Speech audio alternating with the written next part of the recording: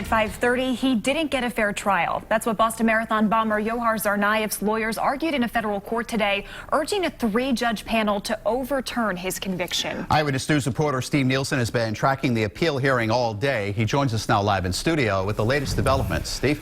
Well, Mike, Caroline, today's hearing has been years in the making since Tsarnaev was sentenced to death. Going into today, it appeared the focus was going to be on the location, but instead, it was Twitter and Facebook that garnered the most attention.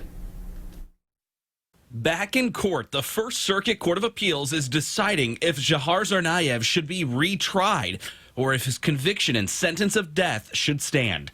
In a court audio recording of the hearing, Daniel Habib, the defense attorney for Tsarnaev, who remains at Supermax in Colorado, said the bombings were too connected to the city for the trial to be in Massachusetts.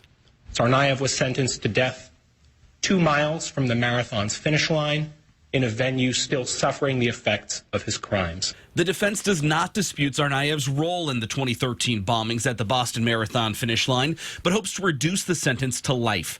Most of the 2-hour hearing focused on the social media accounts of 2 jurors. Habib argued they may have been biased. The foreperson falsely denied having posted on Twitter that Tsarnaev was a piece of garbage. The defense said the jurors repeatedly mentioned the case online, and they raised concerns at trial, but the judge allowed the jurors to remain. The judges Thursday questioned that decision.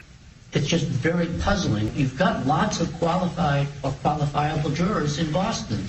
Their own data show it. You just need to make sure the government doesn't cause the court to pick the wrong ones. And that's what it sounded like you did. Federal prosecutor William Glasser defended how the jurors were vetted. Important inquiry is not what exactly they've been exposed to, but rather whether they can set aside anything they have been exposed to.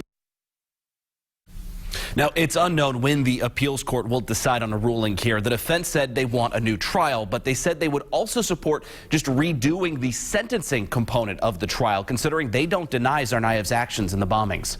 I'm Steve Nielsen, Eyewitness News.